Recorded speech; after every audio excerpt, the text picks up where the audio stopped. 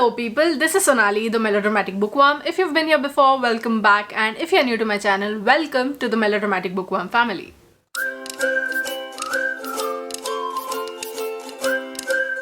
I'm here today with my November 2021 wrap-up, and I must say it went very well because I read a total of 20 books in November. I mean, that's the most number of books that I've ever read in any particular month, and I'm super happy. There are quite a few audiobooks on this list, and those are what push me towards this goal. They help me achieve it. But yeah, many of these books I have already made dedicated videos about, be it the JCB prize video in which I read and reviewed the shortlisted books for the JCB prize for literature 2021 and tried to predict the winner, which I got horribly wrong, but I'm happy with the winner.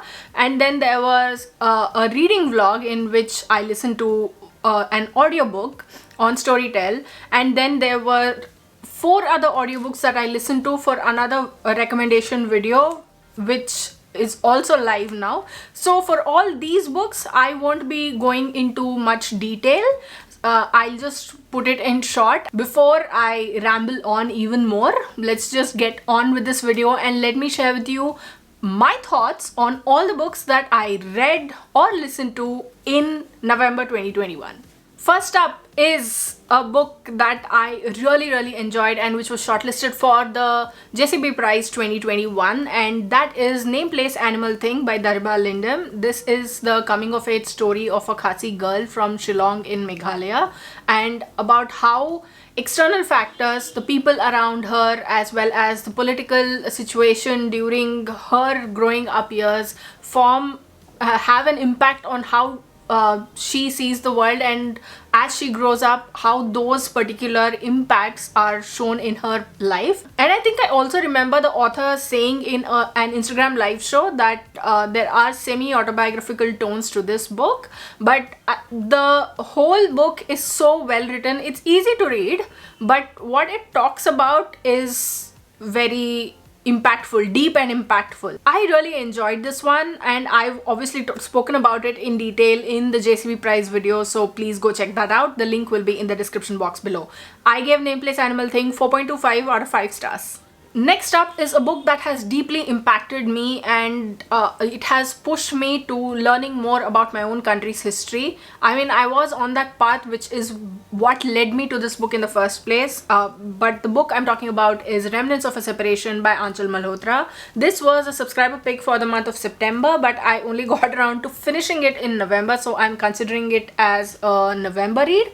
But this is highly deeply impactful. In this book, Aanchal Malhotra talks to several people who have been through the partition and the materials that they brought over to India or took over to Pakistan during the partition of India and Pakistan. There's so much pain, there's so much longing for a life that once was, but which was so deeply impacted by the breaking of a country into 2 countries based on some arbitrary line. And I learned so much with every single page turned. Aanchal Malhotra's writing is lucid and it's easy, but what she talks about and how she handles the topics is very compassionate on all grounds, on all levels. She writes down these experiences in a very unbiased manner. She writes down as they are, like what the people are telling her. She pens them down on paper, and I absolutely love this one. If you would like to go watch me gush and break my heart over this book even more, then go check that reading vlog out. I leave it here as well as in the description box below. This should be made required reading, and I've been saying that ever since I finished, from even before I finished reading this book. I gave this a full 5 out of 5 stars. Next up is a book that was on the 21 books I want to read in 2021 list, and I had such high expectations from this one, even though I was told that this isn't anything groundbreaking. But the book is Men Explain Things to Me by Rebecca Solnit, and right off the bat, as soon as I started listening to this audiobook, I got the sense of not all men, or the author giving disclaimers to pacify the men who are going to, you know, become outraged by whatever the author is saying in this book. She is like, yes, I know that there are very good men, and yes, I know that not all men do this, but you don't have to give that disclaimer every single time. If you're talking about men explaining things to women and everything that comes with mansplaining as a whole, then just do that. Don't do it apologetically. Feminism is nothing to be apologetic about. I'm disappointed, yes, but I'm even more angry that the author thought that being apologetic or giving these disclaimers were necessary. It's not necessary. Those who know. Anyway, enough. I'm getting like outraged even now. But yeah, I gave this book 2.5 out of 5 stars. Next up is one that was shortlisted for the JCB Prize 2021 and one that I was really hoping would win. The book is Gods and Ends by Lindsay Pereira. This is about a Catholic community, I think, which lives in a decrepit old building called Obrigado Mansion in suburban Bombay, and this follows the lives of its occupants. And there are a lot of topics that the author picks on and he puts it out for the world to see, including but not limited to religion, interpersonal relationships, misogyny, sexism, and what is expected of men, and it shows what is wrong.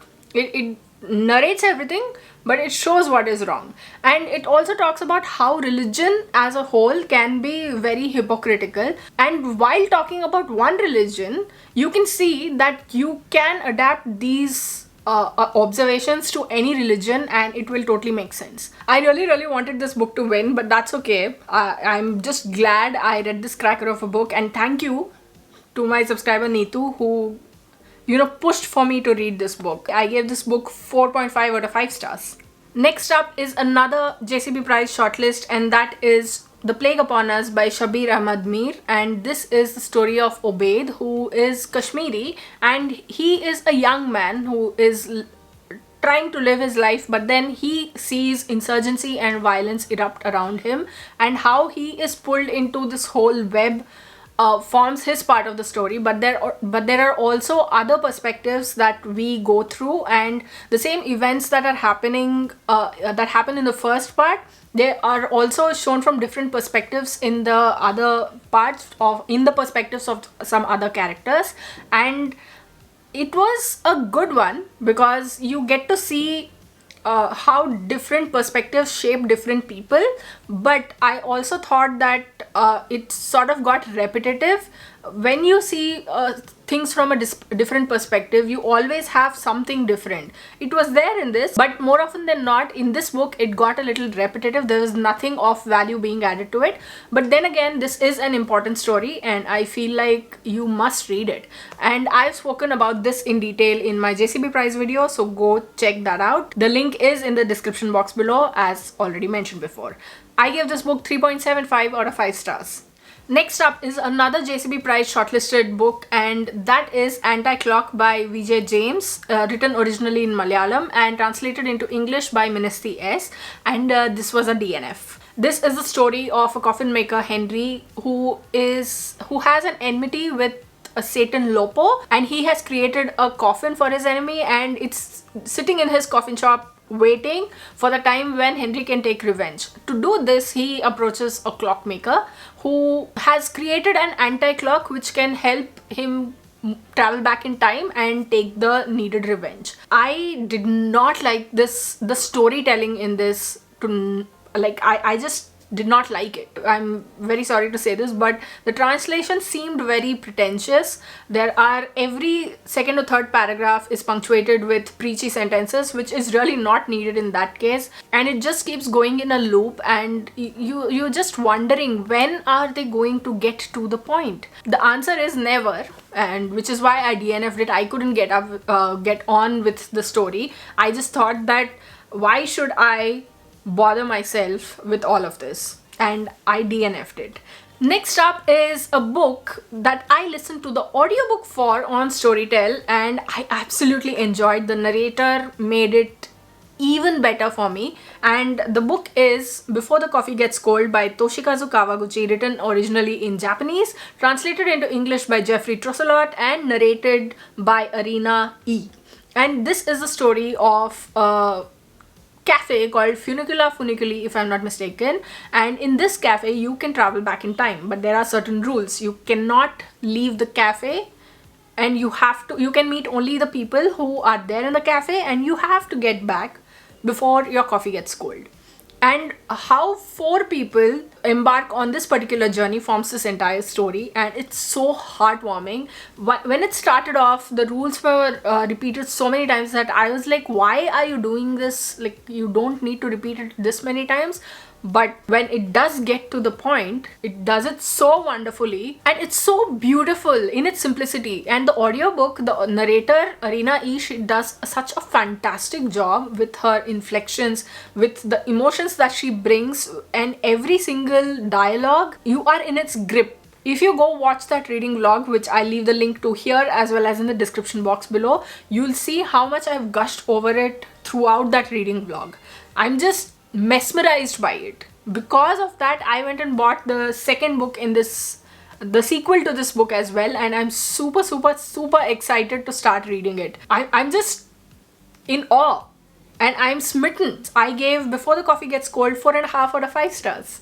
Next up is another JCB Prize shortlisted book, and this time it is the winner of the JCB Prize for Literature 2021, and that is Delhi, a Soliloquy, written originally in Malayalam by M. Mukundan and translated into English by Fatima KV and Nandakumar K. And they have done a great job doing this translation. This follows the story of Malayalis settled in Delhi during the 60s, 70s and 80s, and how their lives, so different yet so similar to the lives of the people, of North Indian people in Delhi, how it changes, ebbs and flows over time, and through the incidents that happen, through the emergency, through the riots, through assassinations and so much more. It forms this entire story, and it does get dragged, but when you look at it in hindsight, it is a great story, and it's a great narrative in its whole, because it captures the pain and it captures what their lives were all about, and that is really important in a story like this. And I really liked it, although halfway through I was like, I'm not a huge fan of this, but despite being draggy, it is a great book, and I'm really happy that it won the JCB Prize for Literature 2021. I gave Delhi, a Soliloquy 4.25 out of 5 stars. Next up is a book that I think I started in October, I'm not really sure, but the book is called The Places I've Cried in Public by Holly Bone. I wanted this book to wreck me. It did perhaps in a few ways, but it just made me angry in a lot of other ways. This is the story of the main character, what's her name again? Amelie, who has fallen for Reese, who's sort of this bad boy kind of person. He's very popular and all of that, but as you follow their relationship, you see what happens. And now, after he has broken up with her, she has to live with that pain, but she wants to make a memory map of all the places that he has made her cry. And as you go through the story, you just realize how big of a jerk Reese is, and I just wanted to punch his teeth in. And I was like, why?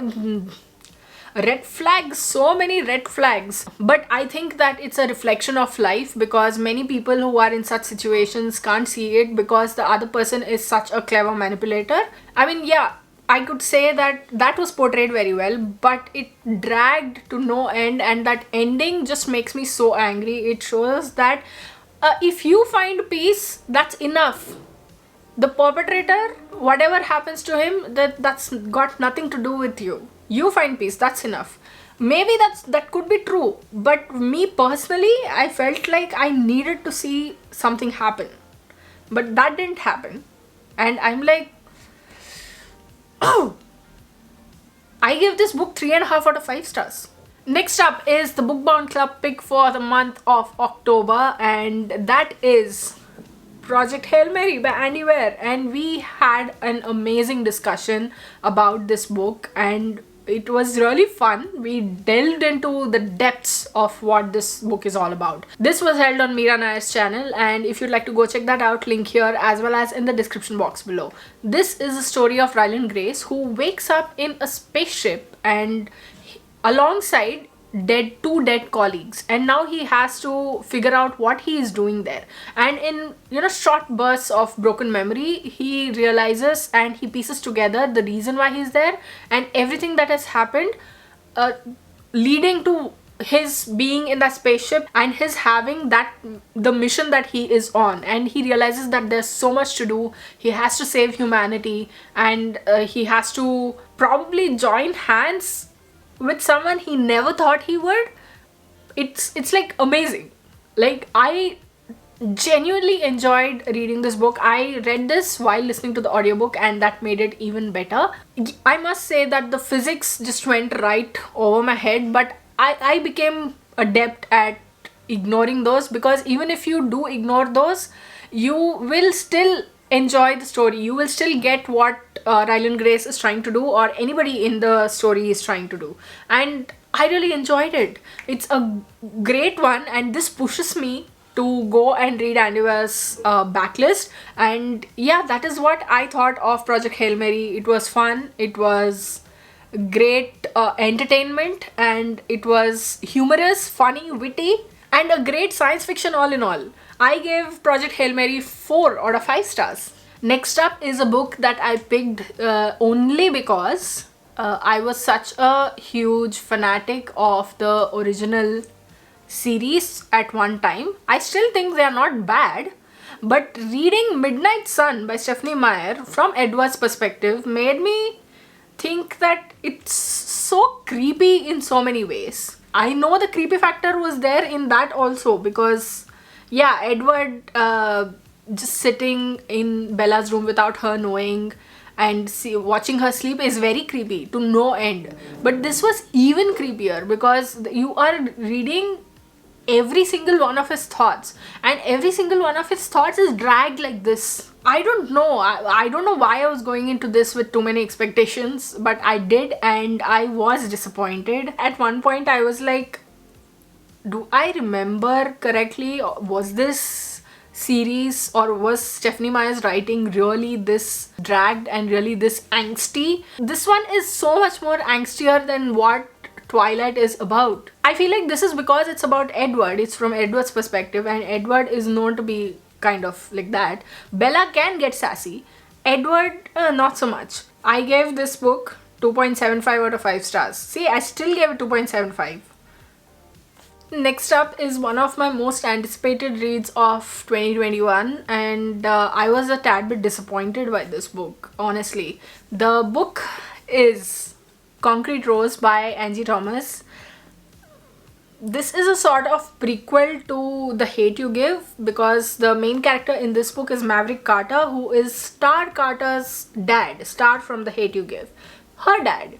And there's not much going on in this story. It felt like Maverick becomes a dad at a very young age. It just felt like one long monotone, and that there's nothing going on in here. There was no conflict. There was no central theme over here, except maybe becoming teenage parents. Other than that, I didn't think that there was a lot going on over here. I don't mind reading such stories, but when you start off with The Hate You Give and you come here, it just felt a little meh to me. It also got a little repetitive, because every few pages Maverick is like, oh, I have to up my game. I have to do things that I will be proud of, that my mom will be proud of, that my son will be proud of. Okay, do it. But why repeat it so many times? Like, if you say it 2-3 times also, I'll be like, okay, he's serious about it. But if you keep repeating it, it just feels like filler. But okay, I can't believe I have this criticism of an Angie Thomas book, because Angie Thomas is one of my favorite authors of all time. But it goes to show that not everything your favorite author writes you will like. Disappointment. I couldn't believe it, especially because I was so excited to read this one. I was holding off on it, and maybe it was my gut telling me that hold off, and then dom. I gave this book 3.5 out of 5 stars. Next up is a little sci-fi novella called Stephen Johnson and the Mission One by Yashesh Rathod. I've done a written review of it on my blog. If you'd like to go check that out, the link will be in the description box below.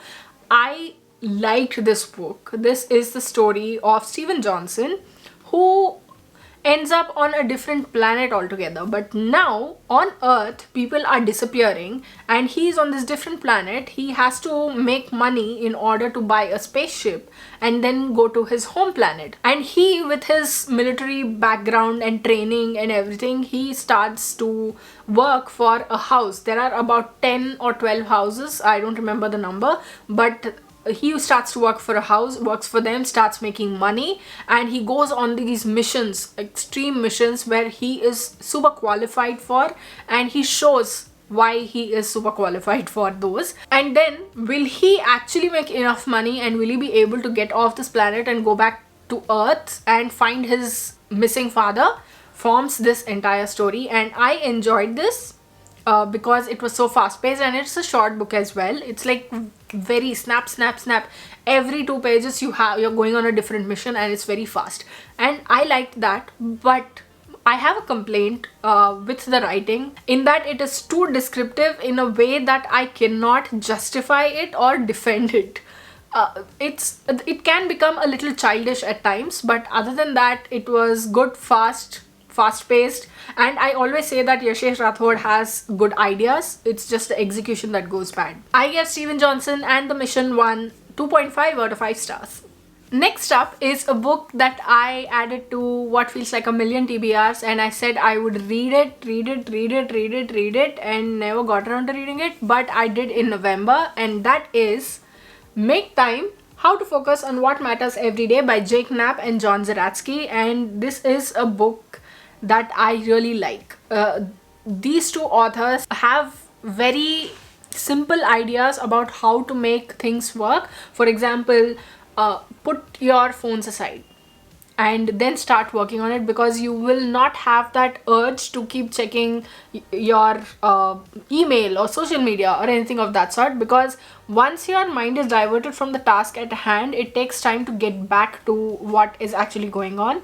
And that is just one of the things that they have mentioned in here. What I love most about this book and this narrative is that they are very funny, and they are very witty, and they are relatable in quite a few ways, and that's why I enjoyed this book. I feel like I will go back and read this, because not everything gets registered in my brain the first time around. But yeah, pulling from their own experiences of trying to make time for what matters in their days, these authors, even though they're talking from a place of privilege and they acknowledge it, they talk about how you can make small changes in your life and it will probably double up. At one point, I was reminded of Atomic Habits by James Clear in this, and just in the next few pages, these authors mentioned that that book has been an influence on them too. And they reference a few other books as well, one of which I have on my TBR. It's called The Power of Habit by Charles Duhigg.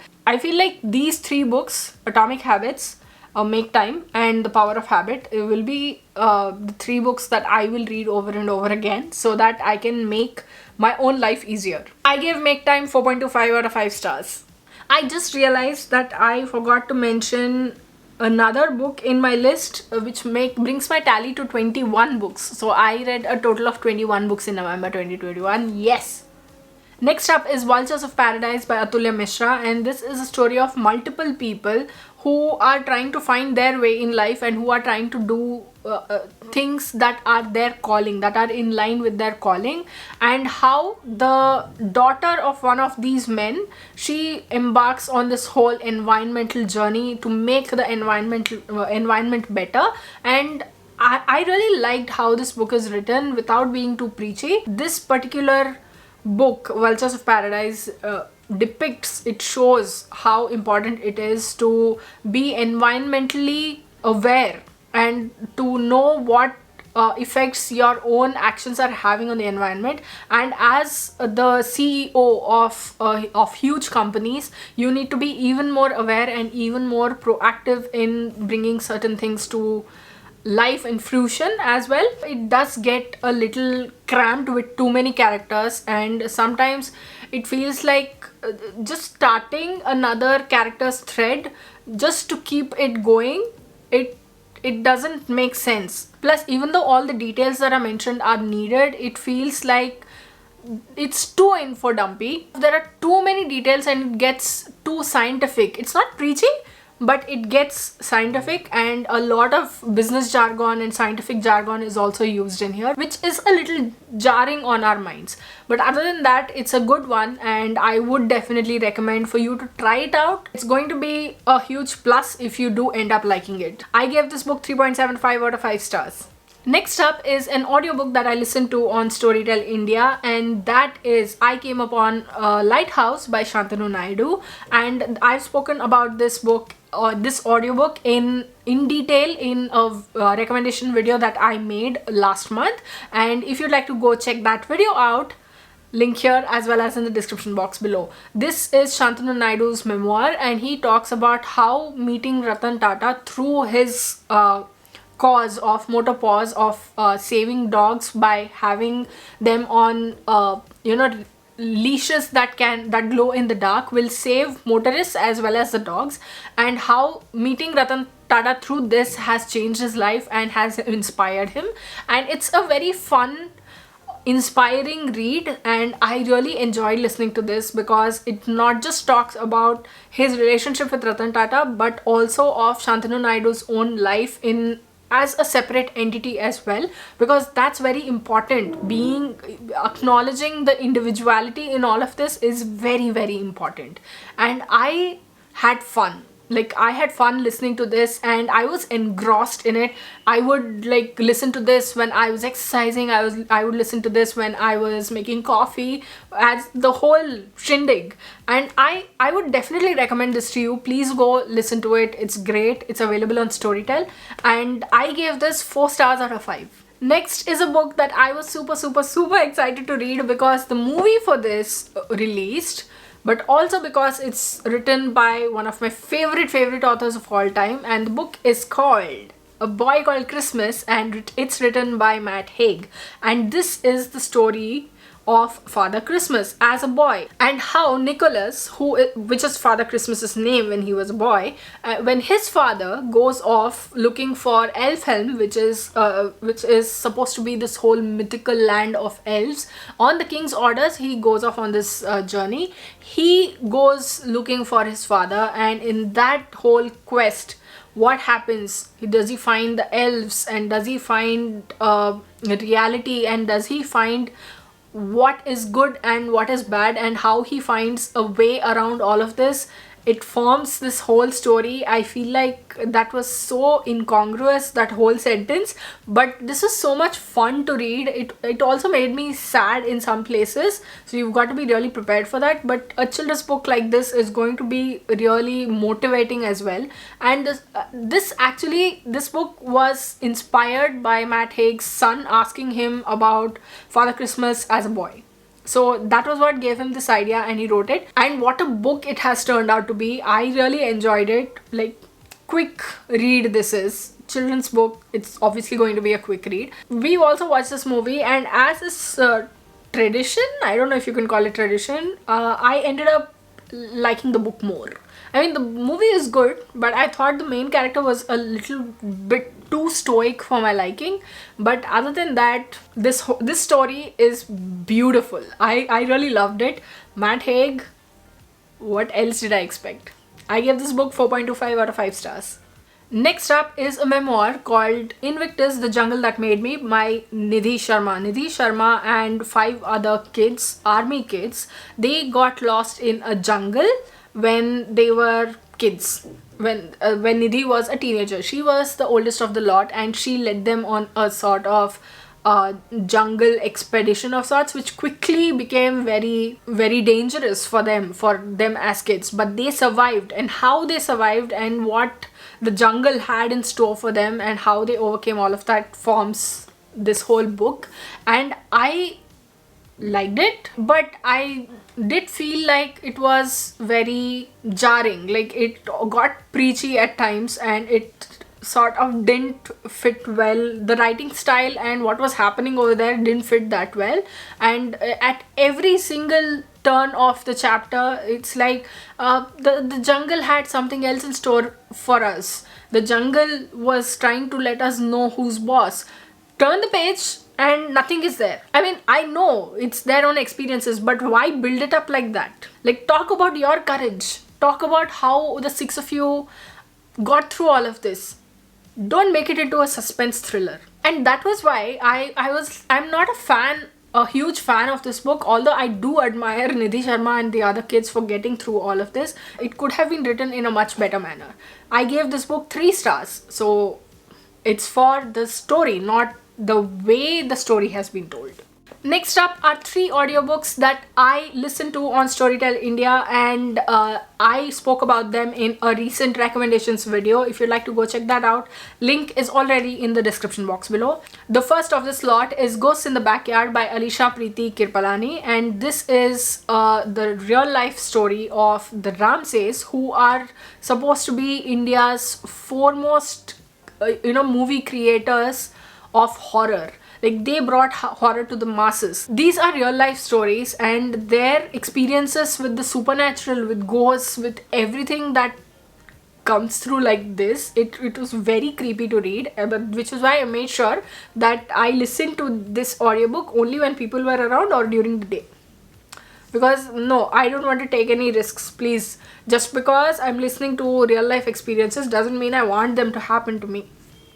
The narrator, Benaifer J. Mirza, did a great job at this, and it was really awe-inducing, creepy, chilling, goosebump-inducing and whatnot, because these are real people, and to see that they have experienced all of this, it sort of sent shudders down my spine. But yeah, I gave this audiobook 4 stars out of 5. Next up is Anxiety, Overcome It and Live Without Fear by Sonali Gupta. This is a sort of guide in which Sonali Gupta talks about what anxiety is, what's the difference between anxiety and stress, and how you can manage panic attacks. And they're different. Through case studies, she talks about all of these and how to manage the whole thing. But I did feel a little put off by the way she was talking about it's in your hands to rein anxiety in. It's in your hands to make your life into the way that you want it to be. It's not that easy, bro.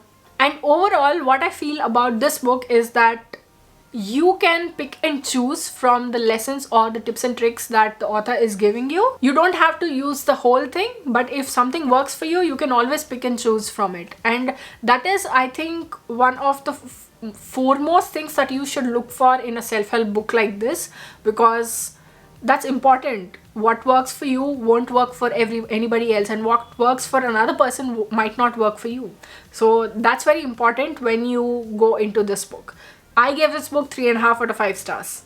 The last book on this list, and the last book that I listened to in November 2021, was Rumors of Spring by Farah Bashir and narrated by Jasleen Bhalla. This is a story of Farah Bashir's own life, of her adolescence, and how she grew up in Kashmir, and about how during this whole political turmoil, these factors affected her growing up and the way she looked at life in general. It starts off with Farah Bashir's grandmother's death, and then the author then goes back and forth between times and reminisces certain things and how things change when the political scenario in Kashmir changed, and how violence has affected it, how insurgency, how the clamor for freedom, for azadi, and all the clashes for people fighting for Kashmir, it affects her life, and how because of this every little thing becomes difficult to do, and it's pockmarked with such depth, such heaviness and such burdens. This is a gut-wrenching story, but I would definitely highly recommend that you listen to this. I would recommend you to listen to this book because it is that much better and that much more impactful when there's someone telling it to you. I gave this audiobook 3.5 out of 5 stars, I think 3.5, 3.75 something. So those were all the books, ebooks and audiobooks that I read and listened to in the month of November 2021. There will also be a non-fiction vlog coming soon, so keep an eye out for that. But which of these books have you read? Which ones do you want to read? Which ones have you liked? Which ones do you not like? Which of these are you going to add to your TBR or wish list? And which one would you recommend to me from your own November 2021 wrap up? Let me know in the comments below. I'd love to hear from you. If you like this video, please like it and share it to spread the word. And if you like my content and would like to see more from me, don't forget to hit subscribe and click on the bell icon beside the subscribe button to get notified as and when I post new videos. Thanks for watching. I'll see you in the next video. Until next time, keep reading, keep watching, and add melodrama to your life.